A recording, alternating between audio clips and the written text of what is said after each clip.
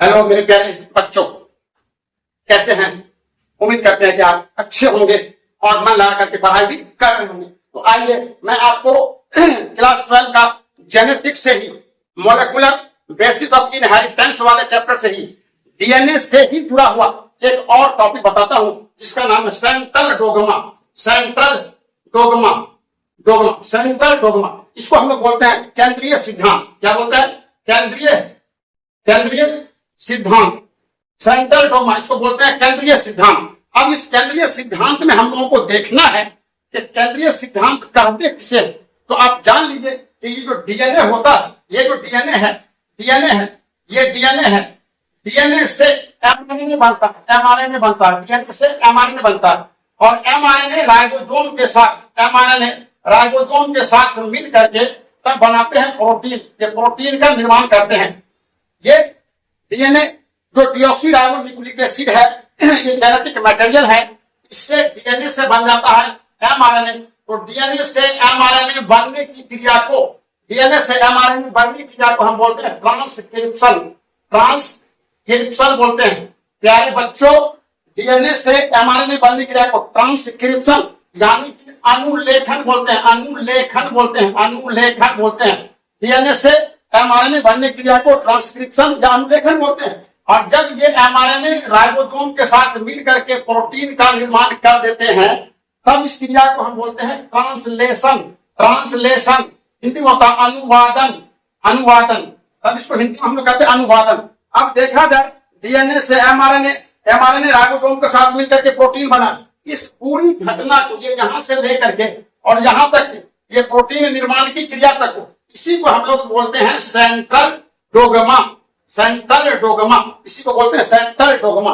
अब इसी में एक बात और आपको समझना है कि ये डीएनए से ये भी न्यूक्लिक एसिड ही बनते हैं और एक और न्यूक्लिक एसिड डीएनए से डीएनए भी बनते हैं। इसको देखा जाए कि डीएनए है और डीएनए से न्यू डीएनए बनेगा, न्यू डीएनए बनेगा, डीएनए से न्यू डीएनए बनेगा। तो इस क्रिया को हम बोलते हैं रेप्लिकेशन। रेप्लिकेशन बोलते हैं, रेप्लिकेशन बोलते हैं। प्रतिकृति बोलते हैं, प्रतिकृति इसको बोलते हैं, प्रतिकृति ही बोलते हैं हम लोग। डीएनए से नए डीएनए बनने की क्रिया को हम डीएनए का रेप्लिकेशन या डीएनए का डुप्लीकेशन कहते हैं। इस क्रिया में डीएनए पॉलीमेरेज नामक एंजाइम भाग लेते हैं। डीएनए के रेप्लिकेशन में डीएनए पॉलीमेरेज पूछा जाता है बोर्ड के एग्जामिनेशन में मेरे प्यारे बच्चों कि डीएनए के रेप्लिकेशन में कौन से एंजाइम भाग लेते हैं। तो डीएनए पॉलीमेरेज, ये जो डीएनए पॉलीमेरेज है, डीएनए पॉलीमेरेज ये भाग लेते हैं रेप्लिकेशन क्रिया में। और डीएनए से ये जो डीएनए है, डीएनए से आरएनए बनेगा, डीएनए से आरएनए बनेगा, तब भाग लेगा RNA polymerase, RNA polymerase, RNA polymerase.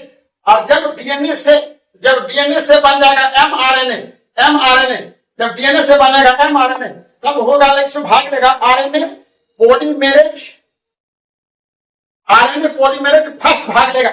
इसके बाद देखिए अगर डीएनए से बन जाता है टीआरएनए, डीएनए से बन जाता है टीआरएनए, तो इसमें भाग लेगा RNA polymerase, RNA polymerase second भाग लेगा। तो डीएनए से आरएनए बन रहा है, डीएनए से एमआरएनए बन रहा है, डीएनए से टीआरएनए बन रहा है, और डीएनए से बन जाएगा डीएनए से बन जाएगा आरआरएनए, डीएनए से बन जाएगा आरआरएनए, आरआरएनए। इसमें आरएनए पॉलीमेरेज थर्ड, ये तीसरा। तो अब देखा जाए कि डीएनए से आरएनए बनने में आरएनए पॉलीमेरेज भाग लेते हैं और डीएनए से डीएनए बनने में डीएनए पॉलीमेरेज भाग लेते हैं। तो आपको सेंट्रल डोग्मा में इतनी बात की जानकारी रखनी होगी। सेंट्रल डोग्मा में ये जो प्रक्रिया होती है इसको ध्यान में रखना होगा। और इसी में हम एक चीज और ध्यान लेते हैं कि डीएनए से जितना भी ये बन रहा है, ये सारी की सारी क्रिया क्या कहलाएगी? ट्रांसक्रिप्शन, ट्रांसक्रिप्शन कहलाएगी, ट्रांसक्रिप्शन कहलाएगी। ये सारी की सारी क्रिया ट्रांसक्रिप्शन कहलाएगी। और ट्रांसक्रिप्शन पूछा जाए, कभी कभी ऐसा भी सवाल पूछा जाता है कि ट्रांसक्रिप्शन की क्रिया में भाग लेने वाले एंजाइम का नाम बताइए। तो आरएनए पॉलीमेरेज, और अगर एमआरएनए, टीआरएनए, आरएनए पूछा जाएगा तो आपको पॉलीमेरेज है ना, RNA polymerase first, RNA polymerase second, RNA polymerase third का नाम लेना है।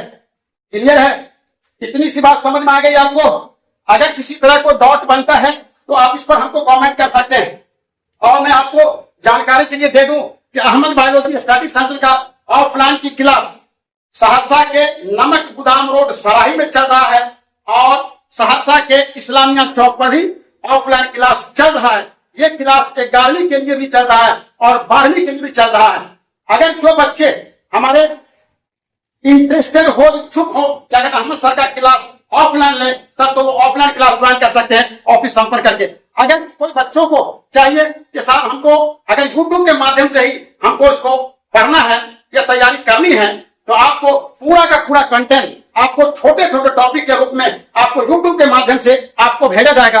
अगर हमारे कोई दूर दराज के हमारे जो चाहने वाले विद्यार्थी हैं, जो अहमद सर का लेक्चर सुनना चाहते हैं, जो उनका नोट लेना चाहते हैं, जो उनसे बायोलॉजी में ज्ञान अर्जित करना चाहते हैं, तो वैसे प्यारे बच्चों को आपको सलाह है कि यूट्यूब चैनल से लगातार बने रहें और इसको सब्सक्राइब भी करें। और अगर कहीं से भी कोई प्रॉब्लम हो तो कमेंट करके भी आप पूछ सकते हैं। Thank you.